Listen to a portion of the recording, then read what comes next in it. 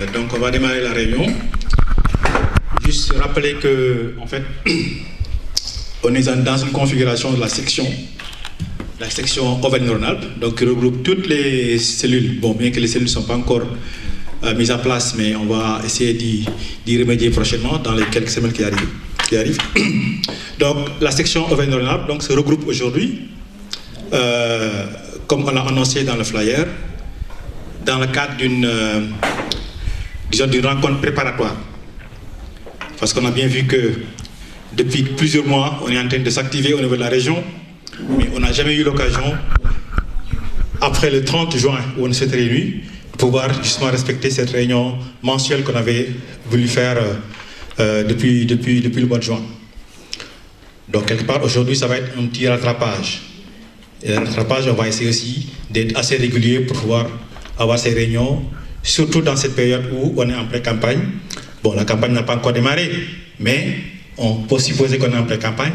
Et ça veut dire que sur le terrain, on a besoin d'être présent.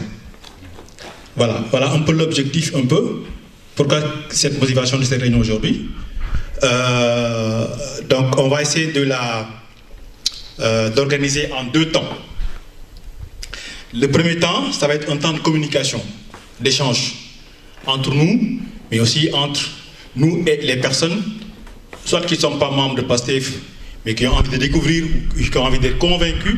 Donc cet échange avec eux va nous permettre aussi d'être convaincants pour essayer de les faire franchir le pas. Et ensuite, le deuxième temps, ça va être un temps de discussion pour justement mettre en place une programmation pour les 3 mois qui vont arriver. Parce qu'on est au mois de décembre, l'élection c'est au mois de février, donc on a 3 mois pour continuer à battre campagne et aussi continuer aussi à convaincre, disons, de nouveaux adhérents. Donc dans cet échange de la première partie, donc l'objectif, comme je l'ai dit tout à l'heure, c'est de convaincre. Donc pour convaincre, on a besoin aussi de faire savoir qu'est-ce que c'est que PASTEF, comment PASTEF est organisé, comment il est structuré, quelle est sa vision, quelles sont ses valeurs. Et à partir de là, en quelques points, développer pour pouvoir ces échanges-là nous permettre aussi de faire franchir les gens qui hésitent ce pas. Et pour ça, on va avoir 3 interventions. Une première de Lahad, qui va nous parler de PASTEF, comment PASTEF est structuré, aussi bien au niveau national qu'au niveau de la diaspora. Donc on va y passer une dizaine de minutes. Ensuite, une deuxième intervention, les unes à la suite des autres. Ensuite, le débat va se mettre en place après. Donc une deuxième intervention de Khadija, donc Khadi Wad, qui va nous parler un peu de l'idéologie de PASTEF, donc là aussi en 10 minutes. Et puis un troisième temps où Khadim va nous présenter de manière succincte la vision de Ousmane Sonko via son livre Vision Solution. D'accord? Là aussi en 10 minutes. Et une fois ces 30 minutes passées, on passera la parole à intervenir sur n'importe quel point de ces 3 interventions pour mettre en place un débat, un échange qui va nous prendre une demi-heure, 3 quarts d'heure. Une fois qu'on a fait ça, dans un deuxième temps, on pourra justement parler de programmation, de programmes d'action d'activité sur toutes les villes de la région, sachant que on est en train de mettre en place, c'est pas encore fait, mais on est en train de mettre en place des cellules à Annecy, à Grenoble, à Valence, si possible, à Annemasse, etc. Donc tout ça aussi va faire partie de l'échange dans le deuxième temps pour débattre comment mettre en place ces actions et ces cellules pour que justement une programmation puisse être mise en place dans la région, mais aussi puisse s'insérer dans ce qui va se passer au niveau de la France, parce que France va certainement mettre en place des actions et des activités, donc il ne faudra pas que ce soit une activité isolée de ça aussi, mais aussi, plus que ça, PASTEF Sénégal va aussi mettre en place des actions coordonnées au niveau national, mais aussi au niveau international. Donc tout ce que nous allons discuter aussi va se mettre en place aussi dans cette programmation qui va être mise en place. Donc l'autre tamit il faut ñu bàyyi ci xel quoi. Voilà. Donc je pense que ça c'est un petit mot d'introduction. Alors, je ne sais pas si ça vaut la peine qu'on fasse le tour de table pour les présentations, ça va être un peu long, mais on demandera à chaque fois que les gens interviennent, puissent se présenter pour une Khawante, parce que c'est vrai qu'il y a des gens qui viennent de loin, Annecy, Grenoble, voilà. D'accord? Ok. Ça va? Il y a un selfie.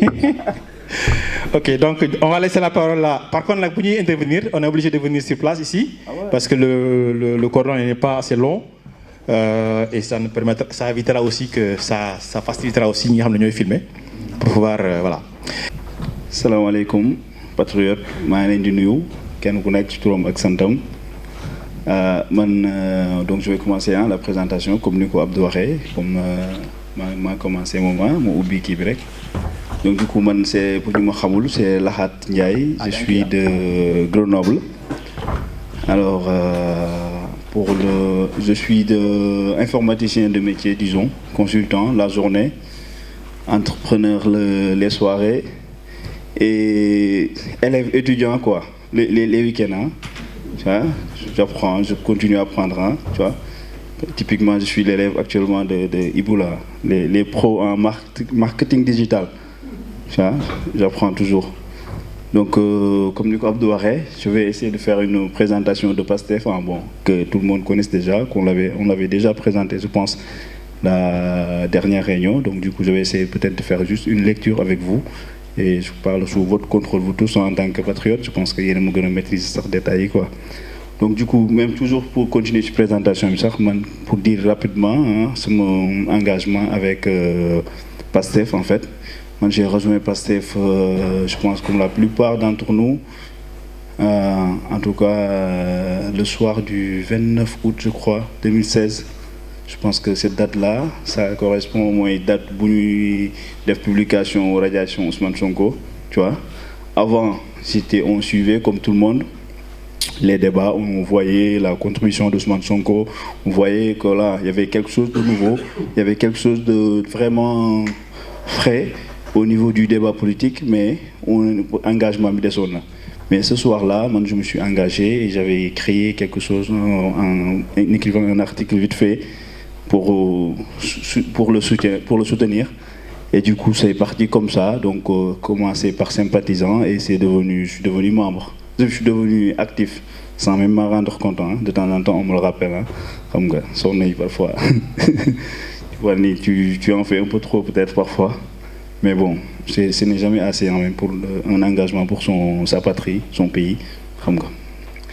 Donc, il faut la faire commencer. Et donc, du coup, présentation,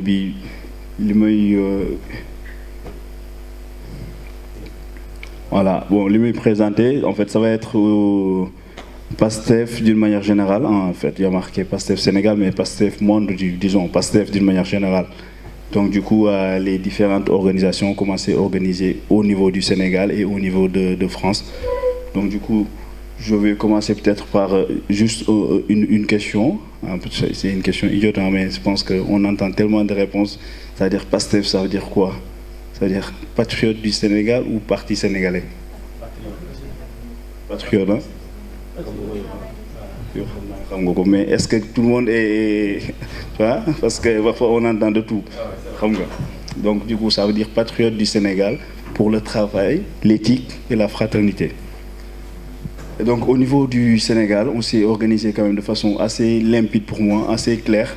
Parce que je ne sais pas si vous connaissez l'organisation au niveau des autres partis, mais parfois, juste si vous allez sur le site de Gaïmé Bagnotoudou, hein, APR, vous regardez l'organisation, les entités, les départements ruraux, communaux, etc. C'est tellement complexe qu'on ne s'y retrouve pas. Alors chez PASTEF, franchement, l'organisation est vraiment simple, limpide. C'est-à-dire qu'on trouve 3 entités globales, disons. Un qu'on appelle le COPIL, le comité de pilotage, le comité stratégique et le congrès. Donc, comité de pilotage, Yini Moko, c'est-à-dire le président lui-même, le président du parti, qui est Ousmane Sonko, et son cabinet, en fait. Il y a une petite cabinet, certains conseillers autour de lui. l'administrateur général du parti, qui est aujourd'hui en la personne de Birame Souleye Diop, le secrétaire administratif, c'est une équipe aussi qui s'occupe de tout ce qui est administration du parti, tout ce qui est documents administratifs, tout ce qu'il faut déposer, etc. Tout ce qu'il faut faire de manière en tout cas légale au niveau du Sénégal et au niveau aussi de l'étranger. Il y a aussi ce qu'on appelle les secrétaires nationaux qui sont au nombre de 8. Après ça, je vais y revenir peut-être pour détailler un peu plus. Il y a ce qu'on appelle aussi les mouvements affiliés. Les mouvements affiliés, c'est tout ce qui est mouvement des jeunes femmes, des jeunes, des femmes, des cadres, des enseignants, etc. Donc ça aussi, ils font partie, leurs présidents font partie du comité de pilotage de PASTEF. Il y a aussi après le président, toujours aussi, des mouvements des cadres patriotes. Ce mouvement aussi est composé de 20 commissions. Après, je vais aussi détailler un peu plus ces 20 commissions-là. Donc, comité stratégique aussi, et le congrès. Le congrès, disons, il est composé de tous les délégués de section. Section, après on va dire ce que c'est qu'une section, mais disons comme par exemple Rhône-Alpes, Paris, et New York, Texas, etc. Ça, c'est les commissions. Ils ont des délégués, en fait, et ces délégués-là, ils font ce qu'on appelle le congrès, et ce congrès-là, il élit 60, ces représentants, ces délégués-là, ce sont eux qui vont élire 60 membres qui vont représenter le comité stratégique, et qui seront composés par le président, le président du COPIL, etc., les présidents, les vice-présidents des mouvements qu'on avait retrouvés là, les membres honoraires, c'est-à-dire les anciens ministres, les élus, les personnalités politiques en tout cas connues au niveau du Sénégal et à l'étranger. Il y a aussi ce qu'on appelle les conseils départementaux. Ces conseils départementaux-là, on en a 2 par département, si c'est au Sénégal. Et si c'est à l'étranger, on en a 2 par pays étranger. Par exemple, ici en France, je ne les connais pas, mais je pense qu'on en a 2, ouais. Donc du coup, ça, c'est au niveau de l'organisation globale, simple, limpide, franchement, 3 entités et facile de s'y retrouver.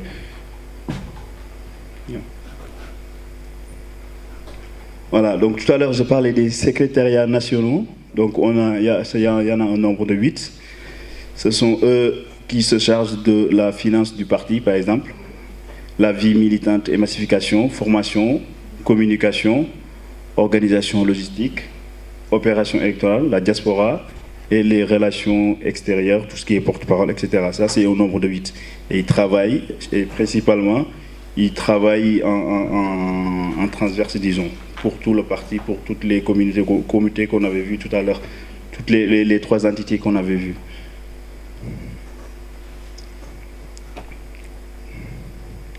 Donc ça, c'est les 20 commissions scientifiques, disons, bon, pas forcément scientifiques, mais ce sont les 20 commissions, en tout cas, que compose le mouvement des cadres patriotes. Et donc, du coup, il y a tout ça, je ne sais pas si je vais les lire, mais voilà, par exemple, les sports, un sport qui n'est pas forcément scientifique, mais voilà. Décentralisation, comment? Ah oui, c'est clair, c'est peut-être maintenant avec les nouvelles techno, je pense.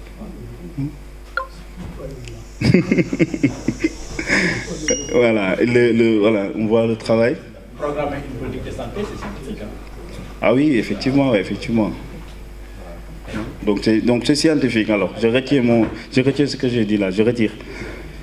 Donc tout est scientifique là chez PASTEF. Donc bonne gouvernance, patriotisme, citoyenneté, économie, la justice, les questions sociales, protection, l'habitat, l'industrie, tu sais, bon, il y en a au nombre de 20 au Sénégal. On a tout fait pour les regrouper comme ça, mais on pouvait en lister beaucoup, quoi, parce que voilà, on a beaucoup de choses à régler. Donc, bien. Donc du coup, au niveau de France, PASTEF France, bon, on s'est organisé, comme je disais tout à l'heure, il y a ce qu'on appelle la coordination France, en fait, qui est composée d'un bureau, que je vais détailler après, mais qui est composé plus de toutes les sections de France et toutes les cellules. Alors, une section, en France, c'est une région au niveau administratif en France. Donc, il y en a, je pense, au nombre de 14. Et donc, du coup, les cellules, de 13, 13, ouais. Et les cellules, c'est par ville, par ville, ou même ça peut être même 2 villes. Si, par exemple, des gens se retrouvent côte à côte dans 2 villes et qu'il n'y a pas assez de membres. Parce qu'en fait, il y a un nombre minimum, je pense, pour dire qu'on est une cellule, quoi. C'est au nombre de 25, je crois. Il faut au minimum 25 membres. Donc bon, il y a du travail à faire. Je pense que nous, au niveau de Grenoble, on a plus de 25, mais on n'a pas encore mis en place quelque chose. Je pense qu'on y travaille pour l'instant. Voilà, ça c'était au niveau de l'organisation de France. Voilà, les pôles. En France, il y a 5 pôles en fait, de compétences, disons, pour essayer de regrouper les PASTEF, pour donner leurs idées, leurs avis et de travailler en tout cas pour le développement du parti au niveau de France ici. Donc on a la pôle communication, la pôle massification, vie militante, stratégie et projet, pôle finance et jeunesse et vie étudiante. Et ces pôles-là, comme tout à l'heure sur l'autre slide, c'est-à-dire ils travaillent en fonction du support pour toutes les cellules et sections. C'est-à-dire si aujourd'hui dans votre section, vous avez besoin de faire une vidéo, de faire une communication, etc., vous pouvez directement contacter le pôle communication et ils pourront travailler pour vous sur l'image, sur le discours, sur le contenu en tout cas de ce que vous voulez communiquer. Pareil pour la finance, aussi en France, on a une seule, actuellement, nous on fait des activités, on se débrouille ici à Grenoble, je pense qu'après là ça demande aussi des discussions, mais il y a une seule pôle finance qui gère toute la finance du parti au niveau de France. Et pareil pour les autres, quoi. Donc là, le message peut-être qu'il faudrait passer ici, c'est de dire que les gens qui sont ici, hein, qui ont des compétences dans un domaine en particulier, qui puissent rejoindre les cellules pour essayer de travailler avec ceux qui sont déjà. Donc ça, c'est l'organigramme du bureau de PASTEF France. Aujourd'hui, en fait, on s'est organisé, on a un coordinateur général, en la personne de Aliou Sall, oui, avec un adjoint, il y a un secrétaire général, plus des adjoints, un responsable de pôle, et des adjoints responsables des sections, comme ici en Rhône-Alpes, et les membres du comité des sages. Ici en France, actuellement aujourd'hui, on est au nombre de 30. Donc je n'ai pas communiqué au niveau des chiffres de France. Je pense qu'actuellement on est actuellement à peu près 1500 membres. C'est un bon 1500 disons. 700 c'était avant les parrainages, disons, il y a 2 mois. Oui. Ouais, avant le meeting, ouais. On était aux alentours de 700 et en l'espace de 2 mois, on est passé, on a quasiment doublé, quoi. Et ça, je pense que c'est partout pareil, même au Sénégal. C'est pour ça, je pense que rien que pour ça, nous devons garder un peu l'espoir parce que ça se grandit, machallah.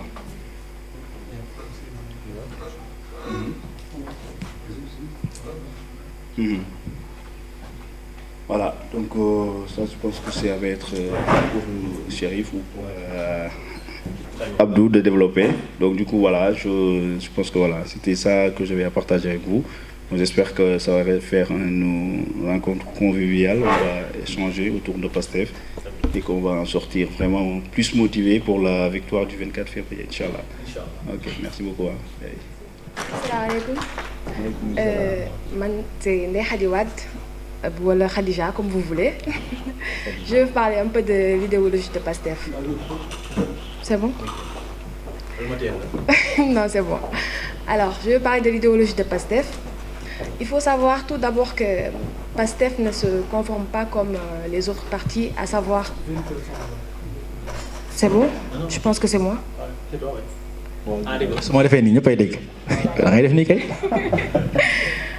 Là, c'est bon? Ok, merci. C'est vrai. Ouais, mais bon, je vais essayer quand même. Alors, il faut savoir que PASTEF n'imite pas les autres partis, à savoir se conformer soit au communisme, socialisme ou libéralisme, etc. Pour PASTEF, il faut du pragmatisme et du patriotisme. C'est-à-dire, je vais vous expliquer un peu. Le plus important pour PASTEF, c'est de prendre des idées n'importe où, que ce soit l'essentiel, le plus important, c'est que ce soit conforme à nos réalités socio-économiques, que ce soit profitable au pays. Donc le plus important pour PASTEF, c'est ça, le pragmatisme. Prendre tout, peu importe de là où il vient, pourvu que ce soit la meilleure, avancer en tenant compte de nos réalités, comme je l'ai dit. Voilà, parce qu'au Sénégal, déjà, on peut dire, par exemple, le socialisme. Est-ce que réellement les partis que l'on appelle partis socialistes, est-ce que réellement il respecte les normes du socialisme? Non. Que ce soit aussi aux États-Unis, etc., n'importe où, le libéralisme, non. C'est pourquoi même de nos jours, on voit des partis qui se disent hybrides, et c'est pourquoi on voit les limites à se conformer à une idéologie. Donc pour PASTEF, le plus important, c'est de prendre tout. L'essentiel, c'est que ce soit profitable au pays. Ensuite, le patriotisme, c'est-à-dire produire par nous-mêmes et pour nous, manger ce qu'on consomme, faire de la préférence nationale et promouvoir la productivité aussi, promouvoir la production, les productions locales et tout. On entend souvent notre président le dire par rapport à nos terres, pour les paysans, par rapport à nos marchés, aussi par rapport aussi au choix, par exemple, pour nous qui consommons, de faire de la préférence nationale afin de booster un peu les entreprises à pouvoir compétir, à pouvoir s'améliorer. Ne pas se focaliser sur voilà, je vais aller prendre un produit de la France parce que c'est beaucoup plus comment dirais-je, il y a plus de qualité. Non, il faut qu'on fasse de la préférence nationale pour pouvoir permettre à nos entrepreneurs de se développer et plus tard de nous apporter une production meilleure. Donc ça, c'est l'idéologie vraiment de PASTEF. Ensuite, comme je l'ai dit, assumer la préférence nationale. Aussi, dans les accords, mettre en avant les intérêts de la nation. Ce qui manque bien sûr à notre président, Macky Sall. Mais bon, pour PASTEF, il faut vraiment faire de la préférence. Il faut vraiment privilégier les intérêts du pays. Aussi prioriser un développement endogène.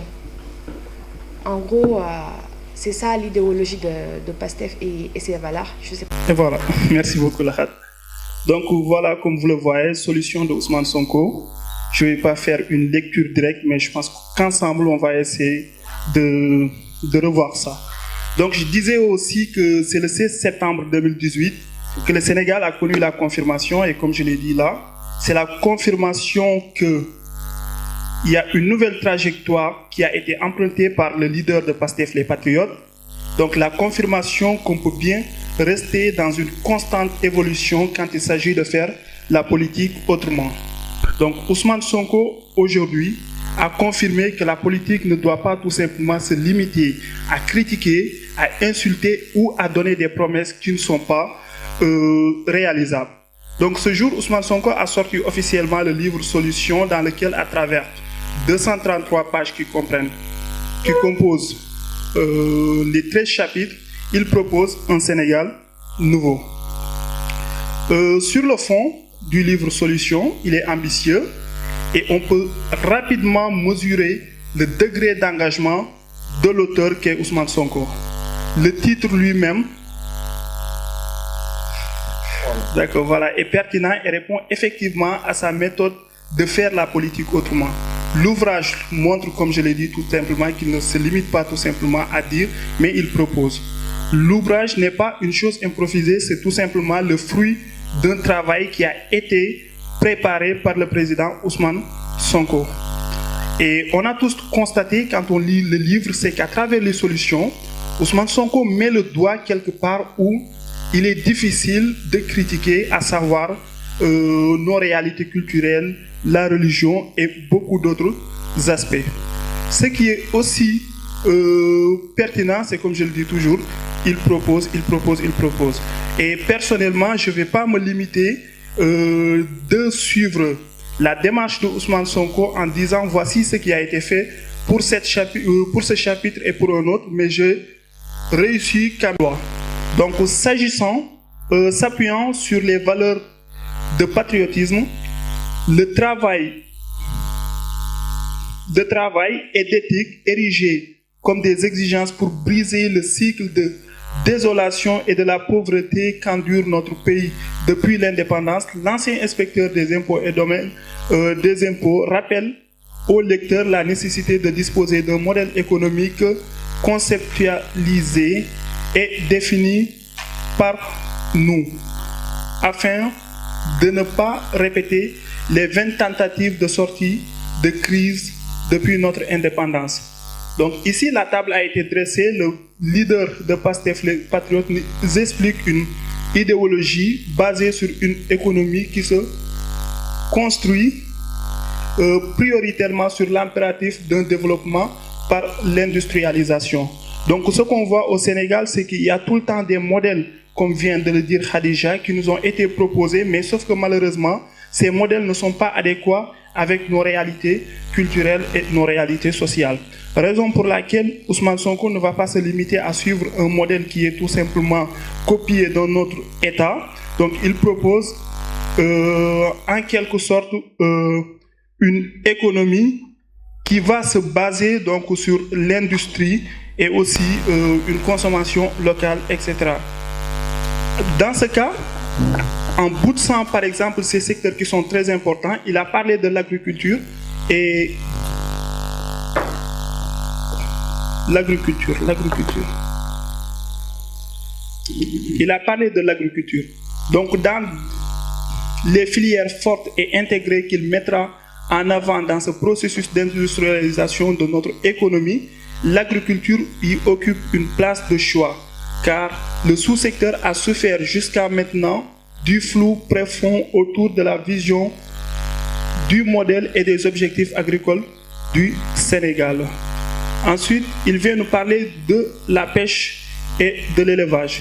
Ousmane Sonko, en ce qui concerne la pêche et l'élevage, il considère au même titre que les sous-secteurs du tourisme, de la culture, de l'artisanat et du sport ne sont pas en reste dans ses visions. Et encore, en ce qui concerne les ressources naturelles, comme il fallait s'y attendre, celui-ci, parce qu'aujourd'hui, la fiscalité peut occuper une place importante dans les recettes qui entrent dans les caisses de l'État. Ensuite, dans ce même ouvrage, il a parlé de la collaboration avec les Sénégalais de la diaspora, parce qu'aujourd'hui, il a constaté qu'il occupe aussi une grande partie, une masse importante dans le financement des politiques du Sénégal. Sauf qu'aujourd'hui, en prenant en charge les besoins de milliers de Sénégalais, les migrants s'arrêtent tout simplement à, pour la plupart des cas, si ce n'est pas l'immobilier, à satisfaire des besoins immédiats. Raison pour laquelle ils pensent qu'avec un encadrement bien déterminé, on peut aider ceux-ci à participer dans le développement de notre économie nationale.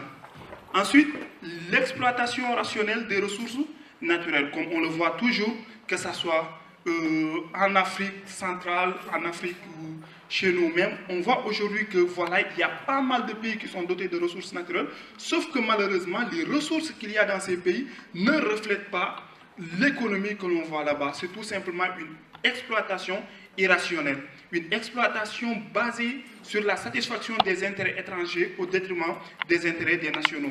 Raison pour laquelle Ousmane Sonko pense qu'avec une exploitation rationnelle qui met de côté la corruption, qui met de côté les intérêts crypto-personnels des politiciens, on peut utiliser ces ressources naturelles, comme le cas de la Norvège, pour développer le Sénégal. Et comment y arriver? Il donne tout le temps l'exemple du président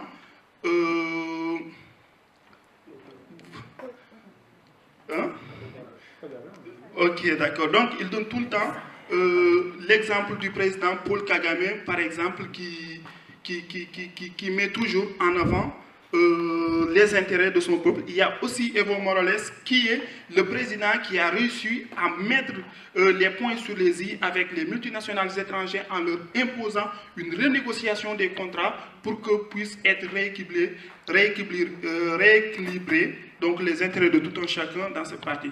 Donc il y a aussi dans cet ouvrage le franc CFA. Ousmane Sonko a réussi aujourd'hui à attirer l'attention de beaucoup de Sénégalais et même d'autres qui ne le sont pas, mais qui sont tout simplement panafricanistes, en expliquant qu'aujourd'hui, le franc CFA est un handicap pour le développement du Sénégal. Et je pense que sur ce point, il a montré que voilà, ce n'est pas forcément d'y aller tout seul avec une monnaie qui est spéciale au Sénégal, mais avec une collaboration des autres États de la sous-région et même dans le cadre de la CEDEAO, on peut chercher aussi une monnaie commune qui peut voilà, nous donner plus de force sur la scène internationale. Et il n'a pas mis aussi de côté l'idée d'aller tout seul si aujourd'hui tous les moyens ont été mis sur place afin que l'on puisse aller malgré la résistance des autres États.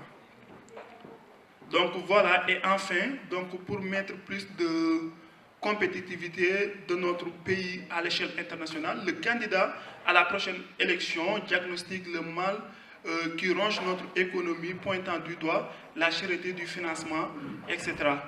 Donc voilà, je pense que telles ont été quelques idées que j'ai pu relater de mon travail de synthèse donc, sur le livre de Ousmane Sonko. Et je pense que le livre a réussi à capter l'attention de pas mal de Sénégalais qui sont entre guillemets éveillés. Et je pense qu'avec cet électorat de qualité que nous avons, nous réussirons peut-être à mieux divulguer l'idée de Ousmane Sonko et avoir donc un électorat de quantité, mais aussi qui sera doté de qualité. Merci beaucoup. Merci Radim.